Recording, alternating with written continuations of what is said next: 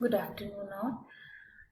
This is Dr. Amrita Panda, Assistant Professor, Department of Biotechnology, संत गहिरा गुरु विश्वविद्यालय। मैं आपको आज रिसर्च मैथडोलॉजी पेपर का यूनिट 4 का जर्नल्स एंड साइंटिफिक लिटरेचर पढ़ाऊंगी। सबसे पहले जानते हैं कि लिटरेचर क्या है। लिटरेचर का मतलब एक पर्टिकुलर रिसर्च टॉपिक पे जितने भी पब्लिश्ड इंफॉर्मेशन है उनको कलेक्ट करना।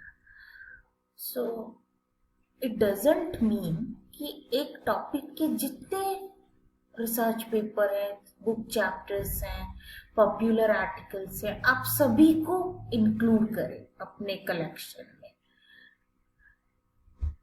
बल्कि क्योंकि ऐसे करने में आपका टॉपिक जो है, लिटरेचर कलेक्शन जो है, बहुत ब्रॉड हो जाएगा। So you need to collect the literature on the basis of certain keywords. कुछ कीवर्ड के बेसिस पर आपको लिटरेचर कलेक्ट करना है, जिसमें आपको अपने टॉपिक के ऊपर जो डिबेटेबल क्वेश्चंस हैं वो क्लियर हो। आपके टॉपिक का जो ट्रेंड है, एक एक्सपेरिमेंट्स, एक रिसर्च का प्रीवियस स्टडीज में कैसे रिपोर्ट हुआ था, आजकल कैसे रिसर्चर उसको रिपोर्ट कर रहे हैं, इन सब का जो ट्रेंड है दिखे, और आप जो रिसर्च कर रहे हो, आपका जो गैप है, जिस फील्ड को, जिस एरिया को एक्सप्लोर नहीं करा गया है, उस गैप को भी आप समझ पाओ, उस तरह का आपको लिटरेचर कलेक्ट करना है। The collection should include the main debate, the trend and the gap in your research area. ये जो लिटरेचर कलेक्शन का प्रोसेस है, ये एक अनगोइंग, नॉन लीनियर और कंटिन्यू प्रोसेस है, और इसके भी कुछ स्टेजेस हैं। जैसे एक रिसर्चर अगर 3 साल के लिए रिसर्च करता है और हम उसके शुरू के कुछ महीनों को अगर अर्ली स्टेज माने, तो अर्ली स्टेज में जो लिटरेचर कलेक्शन होगा उससे रिसर्चर को क्या फायदा होगा ना, वो अपनी रिसर्च प्रॉब्लम को, अपनी हाइपोथेसिस को वो प्रॉपरली डिफाइन कर पाएगा, और वो जब एक सिनॉप्सिस या एक रिपोर्ट लिखेगा उसमें पता चलेगा कि रिसर्चर अपने रिसर्च टॉपिक से कितनी फेमिलियर है, वो अपनी हाइपोथेसिस को जस्टिफाई कर पाएगा। जबकि मिडिल स्टेज में लिटरेचर कलेक्शन करने से researcher will be up to date to that particular field, उसी टॉपिक पे करंट सिनेरियो में क्या रिसर्च हो रही है, क्या फाइंडिंग हो रही है, वो जान पाएगा रिसर्चर। तो मिडिल स्टेज में रिव्यूइंग ऑफ लिटरेचर और collection of literature leads the researcher to remain up to date with the recent relevant publication। अभी जो पब्लिकेशन हो रहे हैं उनमें जो relevant पब्लिकेशन है उससे वो टच में रह पाएगा। Late stage, last stage of research में हमें लिटरेचर रिव्यू करना चाहिए। इससे रिव्यू करने में क्या होगा ना, रिसर्चर जो है वो अपनी फाइंडिंग को दूसरे स्कॉलर की जो पब्लिश्ड फाइंडिंग है उनसे कंपेयर कर पाएगा, और वो एक्सप्लोर कर पाएगा कि जो प्रिलिमिनरी अर्ली स्टेज में जो लिटरेचर रिव्यू हुआ है उसमें जो एरिया, जो फील्ड अनटच्ड रह गया है, उसको लास्ट स्टेज में लिटरेचर कलेक्शन करके, रिव्यू करके उस फील्ड को वो एक्सप्लोर कर पाएगा। तो बेसिकली एक उचित लिटरेचर कलेक्शन के क्या रूल्स हैं। पहला रूल, जब आप लिटरेचर कलेक्ट कर रहे हो, चाहे वो कोई जर्नल से हो, मैगजीन से हो, बुक से हो, कलेक्शन करते समय ही आप उसको पढ़ो, उसको उसके नोट्स बनाओ।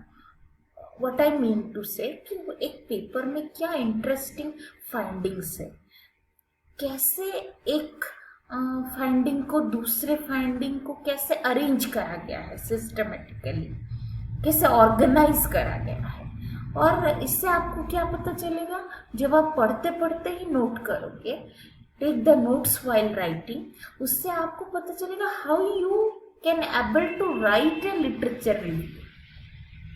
दूसरा रूल, आप डिफरेंट कीवर्ड्स यूज करो, डिफरेंट डेटाबेसेस से आप सर्च करो लिटरेचर को, जैसे गूगल स्कॉलर हुआ, वेब ऑफ साइंस हुआ, स्कोपस हुआ, मेडलाइन, मैनी डेटाबेसेस आते हैं।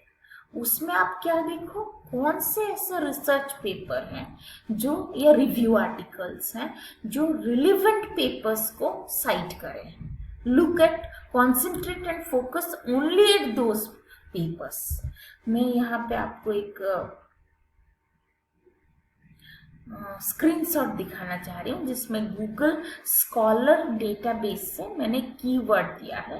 You can see it is writing a literature review, this is the keyword and I can get so many research papers. कई सारे research paper इस keyword से search करने में मुझे मिलेंगे। उनको मैं ईयर वाइज भी फिल्टर कर सकती हूँ, डेट वाइज भी, ऑथर वाइज भी, ठीक है, जिस तरह स्पेसिफिकेशन चाहिए मैं कर सकती हूँ। इसी तो आप हमेशा ये ध्यान रखो, अगर आपको गुड कलेक्शन करनी है तो हर बार, एवरी टाइम, जितनी बार आप ब्राउज कर रहे हो डेटाबेस को, नए नए कीवर्ड्स दो। जैसे I can write here another keyword like literature citation, literature collection, in text literature citation, citation styles, ऐसे अलग अलग कीवर्ड में एक ही चीज को सर्च करने के लिए दे सकती हूँ। एक good review is not just summarise the things. कई सारे रिव्यू पेपर्स हमने पढ़े या रिसर्च पेपर्स पढ़े, उनके जो फाइंडिंग्स है हम खाली उनको समराइज कर देंगे तो वो एक गुड रिव्यू ऑफ लिटरेचर नहीं कहलाएगा। उसके लिए हमें सारे पेपर के जो फाइंडिंग है ना ही उनको समराइज करना है, बल्कि उनको क्रिटिकली एनालाइज भी करना है। उन पेपर्स में क्या प्रॉब्लम है, क्या गैप है, उस मैथोडोलॉजिकल प्रॉब्लम को हमें आइडेंटिफाई करना है, उस रिसर्च गैप को हमें पॉइंट आउट करना है। तब जाके our review will become a critical review and it will be a good review. तो जब हम लिटरेचर को पढ़ते हैं उस समय जो भी रिसर्चर पढ़ता है, रिसर्चर को कई सारे बेनिफिट्स होते हैं।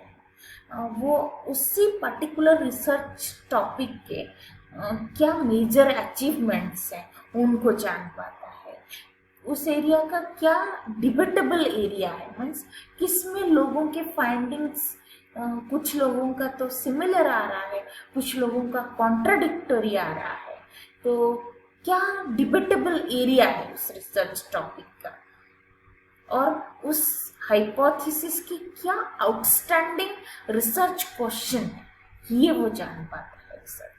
अगर लिटरेचर, गुड लिटरेचर कलेक्शन होगा और हर लिटरेचर कलेक्शन को कलेक्ट करते समय ही और सी will take the notes.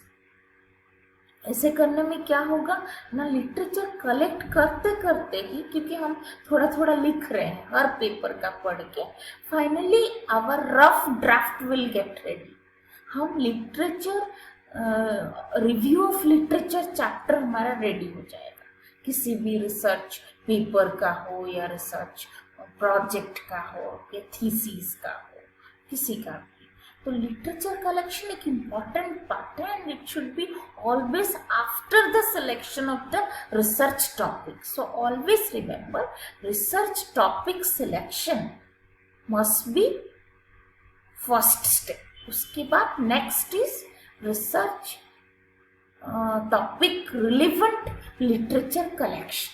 Then read the literature, note the significant findings, find out the methodological problem, and try to find out what are the technological gap या research gap. जब हमने आपने क्या problem है आपने फाइंड आउट कर लिया, उसके बाद आप देखो कि कौन से फील्ड को एक्सप्लोर नहीं करा है लोगों ने, क्या मैकेनिज्म पार्ट नहीं बताया है, या अगर मैकेनिज्म बताया है तो कैसे वो कोरिलेट नहीं कर पाए हैं। तो जिस फील्ड में ज्यादा काम नहीं हुआ है आप उसी पे कॉन्सेंट्रेट करो, ठीक है।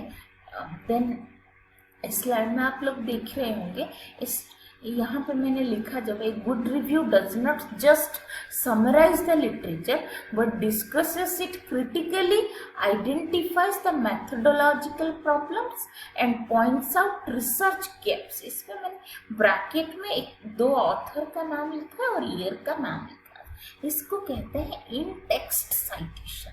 मीन्स हमने जो लिखा, जहाँ से पढ़ा है, उसी सेंटेंस के एंड में हम उसको साइट करेंगे ऑथर नाम और ईयर के साथ। उसको कहते हैं इन टेक्स्ट साइटेशन। ये इंफॉर्मेशन प्रोमिनेंट साइटेशन भी हो सकती है, जैसे कि पहले क्या इंफॉर्मेशन है उसको हमने लिखा और उसके एंड में हमने ऑथर को और ईयर को लिखा।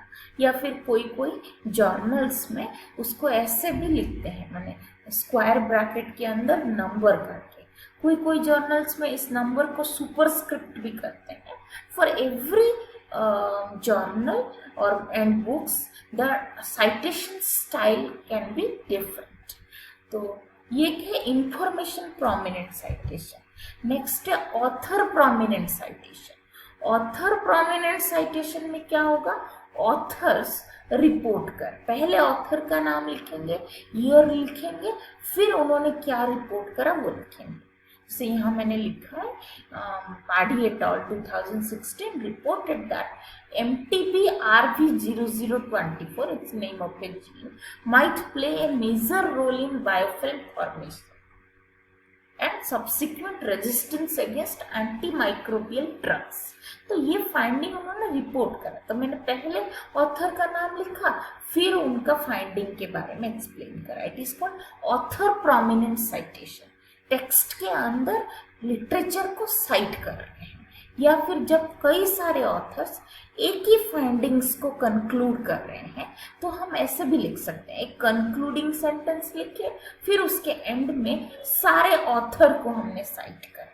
सो several authors reported that formation of biofilm on implanted medical device such as catheters results chronic infection.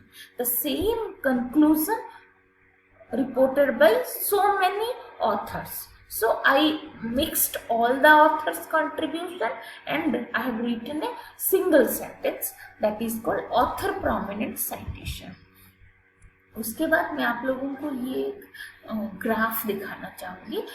ये एक एक्चुअली कॉन्सेप्चुअल डायग्राम है। इसको मैंने ये प्लस कंप्यूटेशनल बायोलॉजी जर्नल के एक रिसर्च पेपर से मैंने लिया है। तो आप देख सकते हो ये मेरा खुद का ड्रॉ करा हुआ नहीं है, मैंने उस रिसर्च पेपर से इसको पढ़ा है और मैं उसको अभी अपने प्रेजेंटेशन में इंक्लूड करना चाह रही हूँ। तो मैंने उसके नीचे लिख दिया है कि कौन से पेपर से मैंने उसको साइट करा है। This is called citation, literature citation. तो इस डायग्राम के थ्रू मैं आपको ये बताना चाह रही हूँ कि किस तरह का लिटरेचर कलेक्शन हम करेंगे, वो एक मेजर पैरामीटर पे डिपेंड करता है कि उसी रिसर्च टॉपिक पे आपके कितने लिटरेचर अवेलेबल है। Amount of literature, amount of published research paper decide what kind of literature review you need। ठीक है, जैसे कि ये राइट साइड की बॉटम के लास्ट आप देख रहे हैं, वो लिखा है need for a review pointing out the need for more research.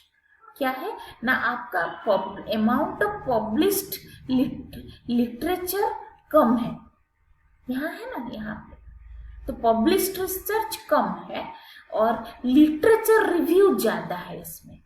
तो इससे क्या पता चल रहा है ना, इस फील्ड में और रिव्यू करने की जरूरत नहीं, बल्कि आप जो रिव्यू लिख रहे हो या जो रिसर्च कर रहे हो उसमें आप ये फोकस करो कि फॉर दिस फील्ड, इस फील्ड में ज्यादा रिसर्च करने की जरूरत है। ठीक है, सो कोई भी अगर एक फील्ड में ज़्यादा रिसर्च पब्लिश हो गया है देन डोंट वरी, ऐसा नहीं कि आप उसमें और रिसर्च नहीं कर सकते हो।